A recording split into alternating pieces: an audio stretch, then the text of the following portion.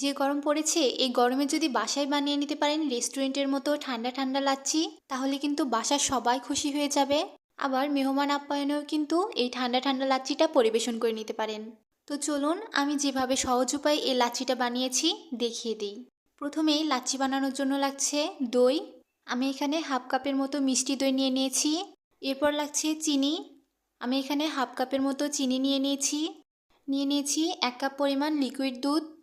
এরপর নিয়ে নিয়েছি একটি কলা, আর তার সাথে নিয়ে নিয়েছি গুঁড়ো দুধ। এতে করে লাচ্ছিটা খেতে আরও টেস্টি লাগবে। আপনারা চাইলে এই গুঁড়ো দুধটা স্কিপও করতে পারেন। এবার চলে যাচ্ছি লাচ্ছি বানাতে। প্রথমে আমি ব্লেন্ডারে কলা দিয়ে দিচ্ছি, আর কলাগুলো এভাবে ছোট ছোট করে কেটে নিয়েছি। এতে করে কলাগুলো ব্লেন্ড করতে সুবিধা হবে। এরপর দিয়ে দিচ্ছি হাফ কাপ পরিমাণ মিষ্টি দই। এরপর দিয়ে দিচ্ছি হাফ কাপ পরিমাণ চিনি। আপনারা যে যে রকম মিষ্টি খেতে পছন্দ করেন সেই অনুযায়ী চিনিটা দিয়ে